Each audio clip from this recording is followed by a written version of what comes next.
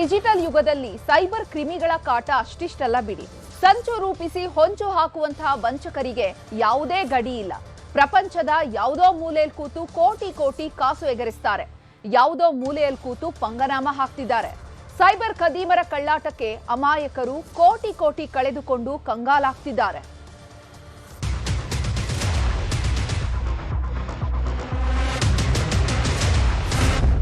IT city Bengaluru ಈಗ cyber crime city ಆಗ್ತಿದೆ.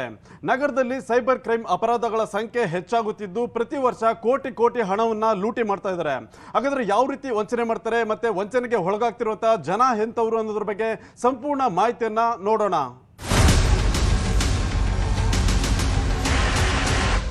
Silicon ಸಿಟಿಯಲ್ಲಿ ಇತ್ತೀಚೆಗೆ ವಿಭಿನ್ನ ಶೈಲಿಯ ಸೈಬರ್ ಕ್ರೈಮ್ ಅಪರಾಧಗಳು ಬೆಳಕಿಗೆ ಬರ್ತಾ ಇದ್ದಾವೆ. ಇದರಿಂದಾಗಿ ವ್ಯಾಪಾರಿಗಳು, ಉದ್ಯಮಿಗಳು, ಆಟೋ ಚಾಲಕರು, ವಿದ್ಯಾರ್ಥಿಗಳು ಸೇರಿದಂತೆ ಸಾಕಷ್ಟು ಮಂದಿ ಬಲಿ ಆಗ್ತಾ ಇದ್ದಾರೆ. ಹಾಗಾದ್ರೆ ಯಾವ ರೀತಿ ಈ ಒಂದು ಸೈಬರ್ ಕ್ರೈಮ್ಗೆ ಬಲಿ ಆಗ್ತಾ ಇದ್ದಾರೆ ಮತ್ತೆ ಎಷ್ಟು ಹಣವನ್ನು ಕಳ್ಕೊಳ್ತಾ ಇದ್ದಾರೆ ಅನ್ನೋದ್ರ ಬಗ್ಗೆ ಸಂಪೂರ್ಣ ಮಾಹಿತಿಯನ್ನ ಈಗ ನೋಡೋಣ.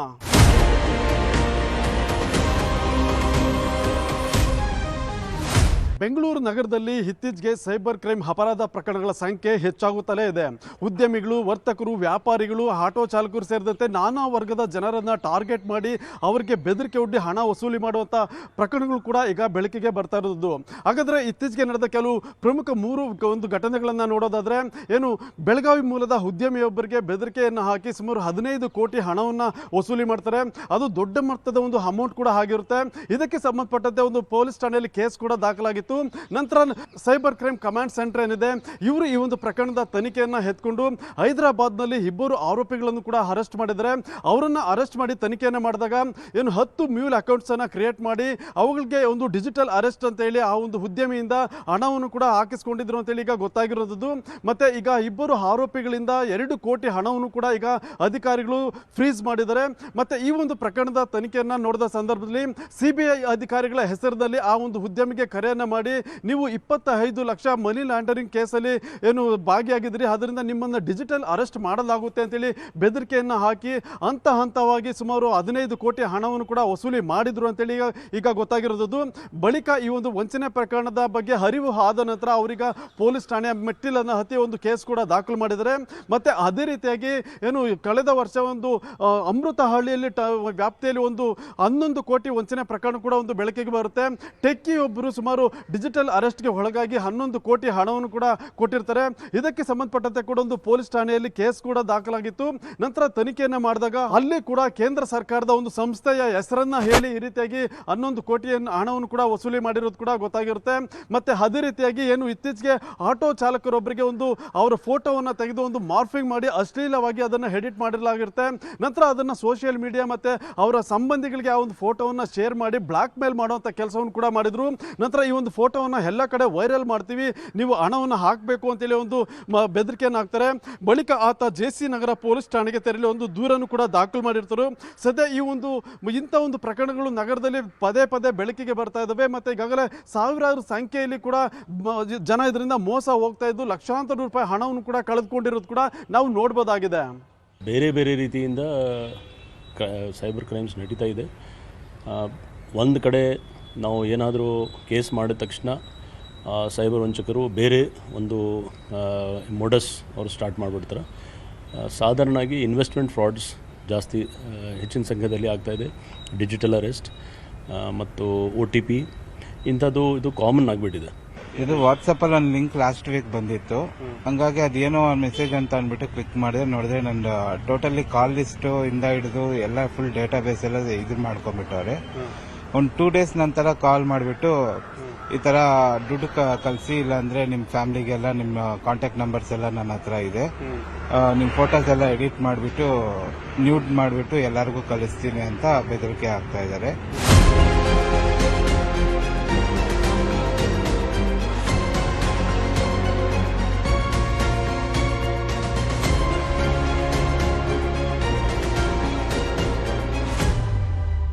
ಹಾಗಾದ್ರೆ ಈ ಸೈಬರ್ ಗ್ಯಾಂಗ್ ಯಾವ ರೀತಿಯಲ್ಲಿ ವಂಚನೆ ಮಾಡ್ತಾರೆ ಅನ್ನೋದ್ರ ಬಗ್ಗೆ ನಮ್ಮ ಮಾದೇಶ್ ಹೇಳ್ತಾರೆ, ನೋಡೋಣ.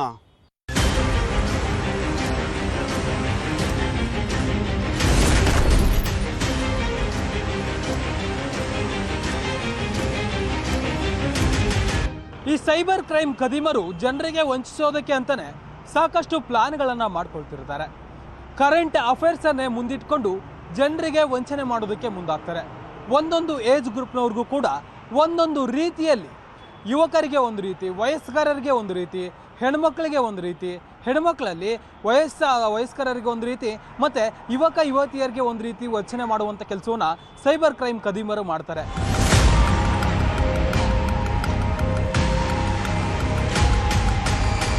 ಸ್ವಲ್ಪ ಎಜುಕೇಟೆಡ್ ಇರೋರಿಗೆ ಕ್ರಿಪ್ಟೋ ಕರೆನ್ಸಿಯಲ್ಲಿ ಆಗಿರ್ಬೋದು ಮತ್ತು ಶೇರ್ ಮಾರ್ಕೆಟ್ನಲ್ಲಿ ಹೂಡಿಕೆ ಮಾಡುವಂಥದ್ದರಲ್ಲಿ ಆಸಕ್ತಿ ಇರುತ್ತೆ.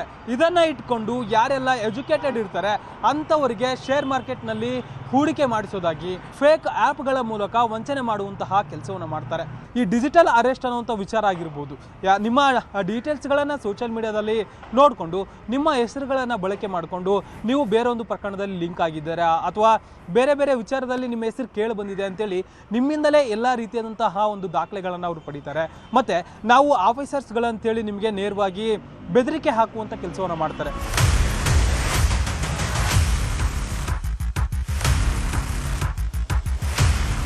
ಫೋನ್ ಮಾಡಿ ಡಿಜಿಟಲ್ ಅರೆಸ್ಟ್ ಅಂತ ಹೇಳೋದಾಗಿರಬಹುದು, ಅಥವಾ ನಾವು ನಿಮಗೆ ದುಡ್ಡನ್ನು ಡಬಲ್ ಮಾಡಿ ಕೊಡ್ತೀವಿ, ಅಂದರೆ ಸ್ಕೀಮಲ್ಲಿ ಹಾಕಿದ್ರೆ ಡಬಲ್ ಮಾಡಿಕೊಡ್ತೀವಿ ಅಂತ ಹೇಳೋದು, ಅಥವಾ ನೀವು ನಮ್ಮ ಜೊತೆ ಸೇರಿಕೊಂಡು ಬಿಸ್ನೆಸ್ ಮಾಡಿದ್ರೆ, ಅಂದರೆ ಶೇರ್ಸ್ನಲ್ಲಿ ಇನ್ವೆಸ್ಟ್ ಮಾಡಿದ್ರೆ ನೀವು ಆ ಶೇರ್ಸ್ನಲ್ಲಿ 1ಕ್ಕೆ 10 ದುಡ್ಡು ನಾವು ಮಾಡಿಕೊಡ್ತೀವಿ, ನೀವು 100 ರೂಪಾಯಿ ಹಾಕಿದ್ರೆ ನಿಮಗೆ 1000 ರೂಪಾಯಿನ ಕೊಡ್ತೀವಿ ಅಂತ ಹೇಳಿ ಮಾಡೋದಾಗಿರ್ಬೋದು. ಹಲವಾರು ವಿಧಾನಗಳನ್ನ ಕಂಡಿಟ್ಕೊಂಡಿದ್ದಾರೆ.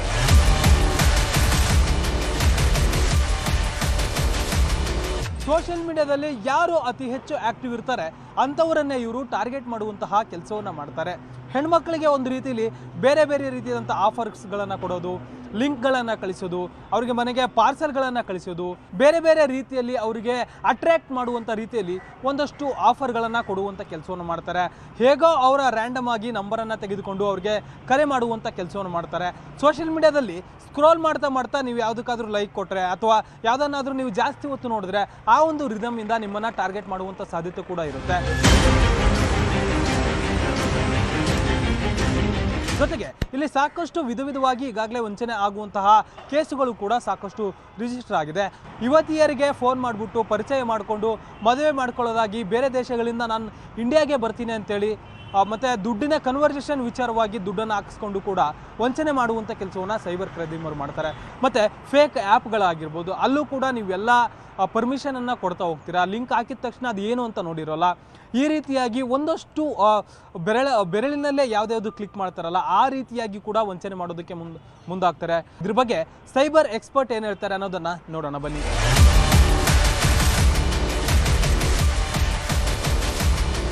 ಕಾಲೇಜಿನ ಹುಡುಗರಿಗೆ ಆದಾಗ ಅವರ ಒಂದು ಫೋಟೋಗಳು ಯಾವ್ದು ಆನ್ಲೈನಲ್ಲಿ ಹಾಕಿದ್ದಾರೆ, ವಿಶೇಷವಾಗಿ ಹೆಣ್ಮಕ್ಳು ಅದನ್ನು ಮಾರ್ಫ್ ಮಾಡಿ ಆ ಇಮೇಜ್ಗಳನ್ನು ಹಾಕಿ ಹರಾಸ್ ಮಾಡ್ತಾ ಇದ್ದಾರೆ. ನಾನು ಹೇಳ್ದಾಗೆ ಮಾಡಲಿಲ್ಲ ಅಥವಾ ಕೇಳಲಿಲ್ಲ ಅಂದರೆ ನಾನು ಈ ಇಮೇಜನ್ನ ಬೇರೆ ಬೇರೆ ಕಡೆ ಹಾಕ್ತೀನಿ ಅಂತ ಹೇಳಿ ಹರಾಸ್ ಮಾಡ್ತಾ ಇರೋದು ಇನ್ನೊಂದು ಕಡೆ. ಹಾಗೆಯೇ ಈಗ ಕರೆಂಟ್ ಸಿಚುವೇಷನಲ್ಲಿ ನಡೀತಾ ಇರೋದು IPL ಬ್ಯಾಂಡಲ್ಲಿ ಪರ್ಫಾರ್ಮ್ ಮಾಡೋದಕ್ಕೆ IPL ಅಲ್ಲಿ ಅವರಿಗೆ ಕಮಿಟಿಯಿಂದ ID ಕಾರ್ಡ್ ಕೊಟ್ಟಿದ್ರು. ಆ ID ಕಾರ್ಡ್ ಯಾವಾಗ ಸೋಷಿಯಲ್ ನೆಟ್ವರ್ಕಲ್ಲಿ ಬಂತೋ ಆ ID ಕಾರ್ಡನ್ನು ಇಟ್ಕೊಂಡು ಒಂದಷ್ಟು ಜನ ಬ್ಲ್ಯಾಕಲ್ಲಿ IPL ಟಿಕೆಟ್ನ ಮಾರಿದ್ದಾರೆ.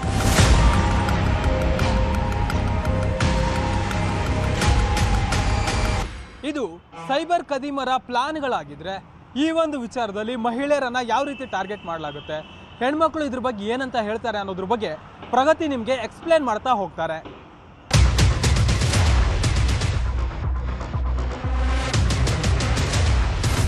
ನಗರದಲ್ಲಿ ಹೆಚ್ಚಾಗಿ ವಿದ್ಯಾವಂತ ಯುವಕರೇ ಸೈಬರ್ ಕ್ರಿಮಿಗಳಿಗೆ ಬಲಿಯಾಗ್ತಾ ಇದ್ದಾರೆ. ಉದ್ಯೋಗದ ಭರವಸೆ, ಡಿಜಿಟಲ್ ಪ್ಲಾಟ್ಫಾರ್ಮ್ಗಳ ಬಳಕೆ, ಗೇಮಿಂಗ್ ಅಡಿಕ್ಷನ್ ಇದೆಲ್ಲವೂ ಕೂಡ ಸೈಬರ್ ಕ್ರಿಮಿಗಳ ಆಹಾರ ಆಗ್ತಾ ಇದೆ. ಹಾಗಾದ್ರೆ ಸಿಲಿಕಾನ್ ಸಿಟಿಯಲ್ಲಿ ಈ ವಿಚಾರಕ್ಕೆ ಸಂಬಂಧಪಟ್ಟ ಹಾಗೆ ಸೈಬರ್ ಕ್ರಿಮಿಗಳಿಂದ ಸಮಸ್ಯೆಯನ್ನ ಅನುಭವಿಸಿರುವಂತಹ ಜನ, ಸಮಸ್ಯೆಯನ್ನ ಅನುಭವಿಸಿರುವುದನ್ನ ನೋಡಿರುವಂತಹ ಜನ ಏನ್ ಹೇಳ್ತಾರೆ ಕೇಳ್ಕೊಂಡು ಬರೋಣ ಬನ್ನಿ. 10 ಲಕ್ಷ ಕ್ರೆಡಿಟ್ ಆಗಿದೆ, 16 ಲಕ್ಷ ಕ್ರೆಡಿಟ್ ಆಗಿದೆ ಅಂತ ಈಗಿನ ಯುವಕರಿಗೆಲ್ಲ ತುಂಬ ಮೆಸೇಜಸ್ ಬರುತ್ತೆ. ಸೊ ಸಡನ್ಲಿ ನಾವು ಆ ಲಿಂಕ್ ಕ್ಲಿಕ್ ಮಾಡಿದರೆ ಸೊ ನಮ್ಮ ಅಕೌಂಟ್ಸ್ ಎಲ್ಲ ಯಾಕೆ ಆಗಿಬಿಡುತ್ತೆ. ಲಿಂಕ್ ಎಲ್ಲ ಎಷ್ಟು ಶೇರ್ ಮಾಡ್ತಾರೆ ಅದನ್ನೆಲ್ಲ ಸ್ವಲ್ಪ ಅವಾಯ್ಡ್ ಮಾಡ್ತಾ ಇರಬೇಕು. ಸ್ವಲ್ಪ ಸೋಷಿಯಲ್ ಮೀಡಿಯಾದಿಂದ ದೂರ ಇದ್ದಷ್ಟು ಒಳ್ಳೆಯದು. ಗೊತ್ತಾಗಲ್ಲ, ಪೇರೆಂಟ್ಸ್ ಸ್ವಲ್ಪ ಹುಷಾರಾಗಿರಬೇಕು. ಮಕ್ಕಳಿಗೆ ಸ್ವಲ್ಪ ಮೊಬೈಲ್ ಎಲ್ಲ ಕೊಡೋದು ಸ್ವಲ್ಪ ಅವಾಯ್ಡ್ ಮಾಡಬೇಕು. ಆದಷ್ಟು ಕೊಡೋದು ಬಿಟ್ರೆ ಒಳ್ಳೆಯದು. ಅದೇ ಲಿಂಕನ್ನು ಅವಾಯ್ಡ್ ಮಾಡಬೇಕು ಆದಷ್ಟು. ಸೊ ಯಾವುದೇ ಲಿಂಕ್ ಬಂದ್ರೂ ಕ್ಲಿಕ್ ಮಾಡೋಕ್ಕೆ ಹೋಗಬೇಡಿ. ಸೊ ಅವಾಯ್ಡ್ ಮಾಡಿ ಅಷ್ಟೇ ಹೇಳ್ತೀನಿ. ಬಟ್ ಇವಾಗ ತುಂಬ ಲಿಂಕ್ಗಳು ಬರ್ತಾನೆ ಇದೆ. ಸೊ ದುಡ್ಡು ಸುಮ್ಮನೆ ಯಾರೂ ಕೊಡೋದಿಲ್ಲ. ಬಂದಿದೆ, ಸಾಕಷ್ಟು ಸಲ ಬರ್ತಾ ಇರುತ್ತೆ, ದಿನಾನೂ ಬರ್ತಾನೆ ಇರುತ್ತೆ. ಬಟ್ ಅದು ನಾವು ಮೆಸೇಜ್ ರಿಸೀವ್ ಮಾಡ್ತಾ ಇಲ್ಲ ಅಷ್ಟೇ, ಯಾವುದನ್ನು ಕ್ಲಿಕ್ ಮಾಡ್ತಾ ಇಲ್ಲ. ಆಮೇಲೆ ಅದ್ರ ಬಗ್ಗೆ ಇಗ್ನೋರ್ ಮಾಡಿಬಿಟ್ರೆ ಆಗೋಗುತ್ತೆ. ಬೈ ಚಾನ್ಸ್ ನಮಗೆ ಹೆಂಗಾಯಿತು ಅಂತಂದರೆ ಕಂಪ್ಲೇಂಟ್ ಕೊಡಿ, ಇಲ್ಲ ಅಂತಂದರೆ ನಿಮ್ಗೆ ಗೊತ್ತಿದ್ದವರಿಗೆ ಸೈಬರ್ಗೆ ಹೋಗಿ ಕಂಪ್ಲೇಂಟ್ ಕೊಟ್ಟರೆ ಆಗುತ್ತಲ್ವ. ಹೆಣ್ಮಕ್ಳದು ಬಾಡಿ ಚೇಂಜಸ್ ಮಾಡುವಂಥದ್ದು, ಎಡಿಟ್ ಮಾಡಿ, ಅದರಲ್ಲೂ ಇವಾಗ ತುಂಬಾ ಆಗೋಗಿದೆ. ಈಗ ಫೋನ್ಪೇ ಆಗಿರ್ಬೋದು, ನಮ್ಮ ಹತ್ರ ಅಕೌಂಟಲ್ಲಿ ಒಂದು ಮೆಸೇಜ್ ಬಂದರೆ ಅದನ್ನು ಆನ್ ಮಾಡಿದ್ರೆ ಇಮಿಡಿಯೇಟ್ಲಿ ದುಡ್ಡು ಕಟ್ಟಾಗಿಬಿಡುತ್ತೆ. ಆ ಥರದ್ದೆಲ್ಲ ಬರ್ತಾಯಿದೆ, ತುಂಬಾ ಸಮಸ್ಯೆ ಇದೆ. ಬ್ಯಾಂಕ್ದು ಒಂದು ಲಿಂಕ್ ಬಂದಿತ್ತು ಮೇಡಮ್, ಅದು ಅಮೌಂಟ್ ಎಲ್ಲ ಕಟ್ಟಾಯಿತು. ನಂದು 5000 ಚೇಂಜ್ ಇತ್ತು ಅಕೌಂಟಲ್ಲಿ, ಅದು ಫುಲ್ಲು ಕಟ್ಟಾಗಿದೆ. ಅದು ಆ್ಯಕ್ಚುಲಿ ಅದು ನಾನು ಮಾಡಿಲ್ಲ, ಮಗು ಮಾಡಿದ್ದು ಅದು. ನಮಗೂ ಒಂದೆರಡು ಟೈಮ್ ಬಂದಿತ್ತು, ನಾವು ಅದನ್ನು ಕಾಂಟ್ಯಾಕ್ಟ್ ಮಾಡಲಿಲ್ಲ. ನಮ್ಗೆ ಗೊತ್ತಾಗೋಯ್ತು ಇದೆಲ್ಲ ಹಿಂಗಾಗುತ್ತಾ ಇದೆ ಅಂತ ಎಲ್ಲ ಗೊತ್ತಾಗೋಯ್ತು. ಒಂದೆರಡು ಸಲ ನಮಗೂ ಒಂದು ಅಕೌಂಟಲ್ಲಿ ಇದಾಯಿತು, ಒಂದು 20,000 ರೂಪಾಯಿ ಹೋಯಿತು. ನಿಮ್ಮ ಖಾತೆಗೆ 60,000 ಹಣ ಬಂದಿದೆ, 1 ಲಕ್ಷ ಹಣ ಬಂದಿದೆ, ಈ ಲಿಂಕ್ ಅನ್ನ ಕ್ಲಿಕ್ ಮಾಡಿ ಹಣವನ್ನ ಪಡೆಯಿರಿ ಅನ್ನೋ ಮೆಸೇಜ್ಗಳು ಪದೇ ಪದೇ ಬರ್ತಾ ಇರುತ್ತೆ. ಅಷ್ಟೇ ಅಲ್ಲ, ಹಣ ಡಬಲ್ ಮಾಡಿ ಕೊಡ್ತೀವಿ ಅಂತಲ್ಲ ಆಮಿಷಗಳ ಒಡ್ಡಲಾಗತ್ತೆ. ಒಂದೊಮ್ಮೆ ಇದು ನಿಜ ಅಂತ ಭಾವಿಸಿ ಲಿಂಕ್ ಅನ್ನ ಕ್ಲಿಕ್ ಮಾಡಿದ್ರೆ ಸೈಬರ್ ಕ್ರಿಮಿಗಳ ಪಾಲಿನ ಆಹಾರ ನೀವಾಗುತ್ತೀರಿ. ಹುಷಾರ್.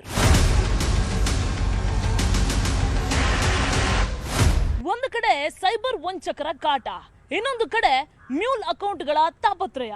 ಹಾಗಾದ್ರೆ ಮ್ಯೂಲ್ ಅಕೌಂಟ್ ಅಂದ್ರೆ ಏನು, ಇದರಿಂದ ಯಾವ ರೀತಿ ಸಮಸ್ಯೆ ಆಗತ್ತೆ, ಇದನ್ನ ಮಂಜು ಆರ್ಯ ಹೇಳ್ತಾ ಹೋಗ್ತಾರೆ, ಕೇಳಿ.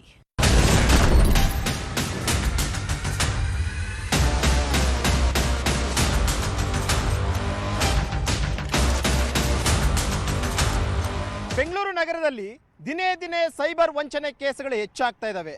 ಅದರಲ್ಲೂ ಕೂಡ ಇತ್ತೀಚೆಗೆ ಮ್ಯೂಲ್ ಅಕೌಂಟ್ಗಳ ಮುಖಾಂತರವಾಗಿ ವಂಚನೆ ಮಾಡುವಂಥದ್ರ ಸಂಖ್ಯೆ ಕೂಡ ಅಷ್ಟೇ ಹೆಚ್ಚಾಗಿದೆ. ಪೊಲೀಸರ ಮಾಹಿತಿ ಪ್ರಕಾರ ಬೆಂಗಳೂರು ನಗರದಲ್ಲಿ 42,000 ಮ್ಯೂಲ್ ಅಕೌಂಟ್ಗಳು ಓಪನ್ ಆಗಿದೆ ಅನ್ನೋಂಥದ್ರ ಬಗ್ಗೆ ಮಾಹಿತಿ ಇದೆ. ಹಾಗಾದರೆ ಮ್ಯೂಲ್ ಅಕೌಂಟ್ ಅಂದರೆ ಏನು? ಮೊದಲನೇದಾಗಿ ನಮಗೆ ಗೊತ್ತಿಲ್ಲದ ರೀತಿಯಲ್ಲಿ ನಮ್ಮ ದಾಖಲೆಗಳನ್ನು ಬಳಸ್ಕೊಂಡು ನಮ್ಮ ಹೆಸರಿನಲ್ಲಿ ಬ್ಯಾಂಕ್ನಲ್ಲಿ ಒಂದು ಅಕೌಂಟನ್ನು ಕ್ರಿಯೇಟ್ ಮಾಡಿರ್ತಾರೆ. ಸೈಬರ್ ವಂಚನೆ ಮಾಡಿರುವಂಥ ಹಣದಲ್ಲಿ ಆ ಅಕೌಂಟ್ಗಳಿಗೆ ಹಣವನ್ನು ಹಾಕಿಸ್ಕೊಂಡು ಅಲ್ಲಿಂದ ಟ್ರಾನ್ಸ್ಫರ್ ಮಾಡ್ಕೊಳ್ಳುವಂಥ ಒಂದು ಕೆಲಸವನ್ನು ಸೈಬರ್ ಕದೀಮರು ಮಾಡ್ತಾ ಇದ್ದಾರೆ. ಇನ್ನೊಂದು ಬಹಳ ಮುಖ್ಯವಾದಂಥ ವಿಚಾರ ಏನು ಅಂತಂದರೆ, ಈ 42,000 ಮ್ಯೂಲ್ ಅಕೌಂಟ್ಗಳ ಪೈಕಿ ವಿದ್ಯಾರ್ಥಿಗಳೇ ಹೆಚ್ಚಿನ ಸಂಖ್ಯೆಯಲ್ಲಿ ಆ ಮ್ಯೂಲ್ ಅಕೌಂಟ್ಗಳನ್ನು ಹೊಂದಿದ್ದಾರೆ ಅನ್ನುವಂಥದ್ದು ಭಯಾನಕವಾದಂಥ ವಿಚಾರ.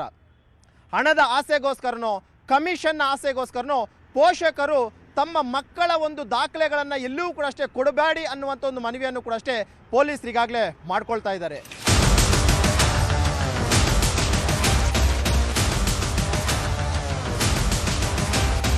ಯಾವುದು ಬ್ಯಾಂಕಲ್ಲಿ ಅಕೌಂಟ್ ಓಪನ್ ಮಾಡುವಾಗ KYC ನಾರ್ಮ್ಸ್ ಇರ್ತದೆ. ಸೊ KYC ನಾರ್ಮ್ ಪ್ರಕಾರ ಅವರು ನಿಜವಾದ ಏನು ಮಾಹಿತಿ ಇದೆ ಅದು ಕೊಡಬೇಕು.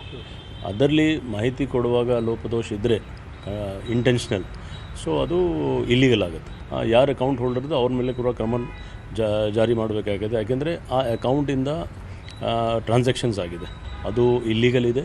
ದಯವಿಟ್ಟು ಯಾರ್ಯಾರು ಈ ಥರ ಮಾಡ್ತಾರೋ ಅವ್ರದ್ದು ತಪ್ಪು, ಅವ್ರ ಮೇಲೆ ಕೂಡ ಕ್ರಮ ಆಗುತ್ತೆ. ಸಾಕಷ್ಟು ಜನ ಅರೆಸ್ಟ್ ಕೂಡ ಆಗಿದ್ದಾರೆ, ಅಕೌಂಟ್ ಫ್ರೀಸ್ ಆಗಿದೆ. ಮತ್ತು ಅವ್ರ ಬಗ್ಗೆ ಹೆಚ್ಚಿನ ಅಮೌಂಟ್ದು ಟ್ರಾನ್ಸಾಕ್ಷನ್ ಆದರೆ ಬೇರೆ ಬೇರೆ ಏಜೆನ್ಸೀಸ್ ಇದೆ. ಬೆಂಗಳೂರು ನಗರದಲ್ಲಿ ಪ್ರತಿದಿನ ಸರಾಸರಿ 30ಕ್ಕೂ ಹೆಚ್ಚು ಸೈಬರ್ ಅಪರಾಧ ಪ್ರಕರಣಗಳು ದಾಖಲಾಗುತ್ತಿವೆ. ಪ್ರತಿ ವರ್ಷ 6ರಿಂದ 8,000 ಕೇಸುಗಳು ಕೂಡ ನಗರದಲ್ಲಿ ನೋಂದಣಿ ಆಗ್ತಾ ಇದ್ದು, ಏನು ದೇಶದಲ್ಲೇ ಅತಿ ಹೆಚ್ಚು ಸೈಬರ್ ಕ್ರೈಮ್ ಅಪರಾಧ ಪ್ರಕರಣಗಳು ದಾಖಲಾಗ್ತಿರುವಂಥ ನಗರ ಅನ್ನೋದು ಹಣೆಪಟ್ಟಿ ಕೂಡ ಬೆಂಗಳೂರಿಗೆ ಇರುವಂಥದ್ದು. ಆದ್ದರಿಂದ ಈ ಒಂದು ಅಪರಾಧ ಪ್ರಕರಣಗಳನ್ನು ತಡೆಗಟ್ಟೋದಕ್ಕೆ ಪೊಲೀಸರು ಕೂಡ ಸಾಕಷ್ಟು ಪ್ರಯತ್ನವನ್ನು ಪಡ್ತಾ ಇದ್ದಾರೆ ಮತ್ತು ಜಾಗೃತಿ ಮೂಡಿಸುವಂಥ ಕೆಲಸವನ್ನು ಕೂಡ ಮಾಡ್ತಾ ಇದ್ದಾರೆ. ಆದರೆ ಜನ ಮಾತ್ರ ಭಯ ಮತ್ತು ಮರ್ಯಾದೆಗೆ ಹಂಚಿ ಈ ರೀತಿಯಾಗಿ ಹಣವನ್ನು ಕಳ್ಕೊಳ್ತಾ ಇದ್ದು ಇನ್ನಾದರೂ ಸ್ವಲ್ಪ ಎಚ್ಚೆತ್ತುಕೊಳ್ಬೇಕಾಗುತ್ತೆ. ಕ್ಯಾಮರಾ ಪರ್ಸನ್ ಯೋಗೇಶ್ವರ್ ಜೊತೆ ಮುನಿರಾಜು, ನ್ಯೂಸ್ 18 ಬೆಂಗಳೂರು.